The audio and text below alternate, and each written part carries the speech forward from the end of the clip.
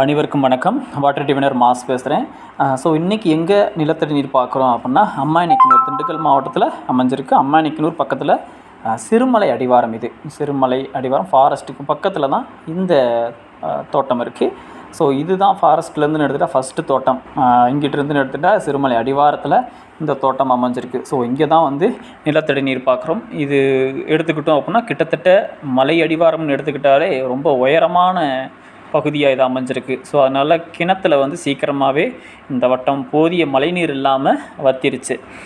So அதனால் இங்கே நம்ம நிலத்தடி நீர் இன்றைக்கி இங்கே பார்க்க வந்திருக்கோம். ஸோ நம்மளுடைய சேனலுக்கு ஃபஸ்ட்டு நீங்கள் பார்க்குறீங்க அப்படின்னா நம்மளுடைய சேனலை சப்ஸ்கிரைப் பண்ணிக்கோங்க. உங்களுடைய விவசாய தோழர்களுக்கு நம்மளுடைய சேனலை கொஞ்சம் ஷேர் பண்ணுங்கள்.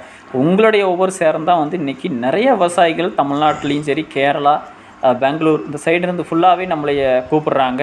ஸோ நீங்கள் பண்ணக்கூடிய ஷேருன்றது கண்டிப்பாக விவசாய மக்களுக்கு ஒரு பெரிய ஒரு உதவியாக இருக்கும்னு கேட்டுக்கொள்கிறேன்.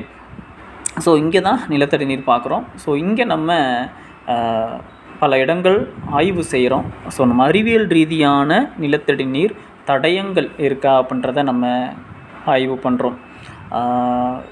ரெஜிஸ்டிவிட்டி மெத்தடில் நம்ம ஆய்வுகள் மேற்கொள்கிறோம். மின்காந்த அலைகள் மூலமாகவும் நீரோட்டங்கள் ஒன்று சேரக்கூடிய இடங்களில் கண்டுபிடிச்சிட்டு நம்ம ரெஜிஸ்டிவிட்டி மெத்தட் மூலமாக வந்து நம்ம அந்த நீரோட்ட தடயங்கள் இந்த நிலப்பகுதியில் இருக்கா, அது எந்த அளவுக்கு வலிமையாக இருக்குது, எந்த மாதிரி இடங்களில் அந்த ட்ரில் போர்வெல் அமைச்சோம் அப்படின்னா அந்த நீர் அந்த தடயங்களில் இருக்கும், எந்த மாதிரி அமைப்புகளில் இருக்கும், எந்த மாதிரி எவ்வளோ தண்ணீர் கிடைக்கும் அப்படின்றத இங்கே நாங்கள் ஒரு ஆய்வு செஞ்சுருக்கோம். ஸோ இங்கே ஏற்கனவே பக்கத்தில் இதுக்கு பக்கத்துலேயே ஒரு போர்வெல் வேறு தோட்டத்தில் போட்டிருக்காங்க. ஸோ அது ஃபெயிலியர் ஆகிருக்கு. ஸோ அதையும் நம்ம கருத்தில் வச்சுட்டு நம்ம இங்கே அந்த தோட்டத்தில் வந்து நிலத்தடி நீர் எந்த மாதிரி இடங்கள் அமைஞ்சால் நல்லா இருக்குன்றத நம்ம பல நேரங்கள் கிட்டத்தட்ட ஒரு 4 ஹவர்ஸ் இருக்கும். 4 ஹவர்ஸ் 5 மணி நேரம், 4 மணி நேரம் 5 மணி நேரம் இருக்கும். ஸோ இங்கே நிலத்தடி நீர் ஆய்வு செஞ்சுருக்கோம். இவங்க இந்த ரோஸ் தான் போட்டிருக்காங்க. ஸோ நீர் பற்றாக்குறையினால் இவங்க பார்க்குறாங்க. சீக்கிரமாகவே இந்த வட்டம் மழை இல்லாதனால ட்ரை ஆயிடுச்சு. ஸோ இங்கே வந்து பார்த்துருக்காங்க. ஸோ இங்கே வந்து நம்ம நிலத்தடி நீர் பார்க்குறோம். இதில் நம்ம குறிப்பாக சொன்னது 150க்குள்ளே ஒரு மட்டம் உடையும்னு சொல்லியிருக்கோம். அதுக்கப்புறம் அதிகபட்சம் டார்கெட்டாக நம்ம குறைஞ்சது 600 அடியாவது நீங்கள் போட்டுறணும் அப்படின்னு சொல்லியிருக்கோம். ஏன்னா அந்த 600 அடி வரைக்குமே அடுத்தடுத்து மட்டங்கள் இருக்கிறத நாங்கள் இங்கே கணிக்கிறோம். ஸோ வெயில் காலன்ற போது நமக்கு வந்து சீக்கிரம் தண்ணி லைட்டாக கம்மியாகிற பட்சத்தில் நிப்பாட்டிடுவாங்கன்றதுக்காக 600 அடி நம்ம டார்கெட் சொல்லியிருக்கோம். குறைஞ்சது 600 அடி ஓட்டணும்னு சொல்லியிருக்கோம். மட்டம் வந்து 150லேருந்து 250க்குள்ளே உடஞ்சிரும். அதுக்கப்புறம் அடுத்து ஓட்டும் பொழுது கூடும், தண்ணி கண்டிப்பாக கூடும் அப்படின்னு சொல்லியிருக்கோம்.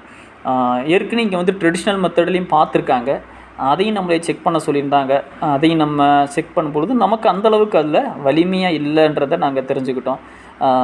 ஸோ அன்பான வேண்டுகோள் என்ன அப்படின்னா, நீங்கள் ட்ரெடிஷ்னல் மெத்தட் நம்புறீங்கன்னா தயவுசெய்து ட்ரெடிஷ்னல் மெத்தடில் போட்டுருங்க. இல்லை டெக்னிக்கலாக நீங்கள் விஞ்ஞான ரீதியாக விஞ்ஞான முறையிலான அறிவியல் ரீதிக்கு நீங்கள் பார்க்குறீங்க அப்படின்னா நீங்கள் வந்து கண்டிப்பாக அதை நம்புங்க. தயவுசெய்து அவங்க வச்ச இடத்துல இவங்க சொல்லுவாங்களா அப்படின்றத நீங்கள் நினைக்காதீங்க. ஏன்னா நீங்கள் அறிவியல் ரீதியாக பார்த்துட்டு வேணால் அவங்கள செக் பண்ண சொல்லுங்களேன். அதை யாருமே செய்கிறது கிடையாது. ஆனால் அவங்க வச்ச இடத்துல நம்ம வைக்கிறோமா, அவங்க வைக்கிற இடத்துல இருக்கான்னு அந்த மாதிரி சொல்கிறது எங்களுடைய நேரம் வந்து கண்டிப்பாக அதில் வேஸ்ட் ஆகுது.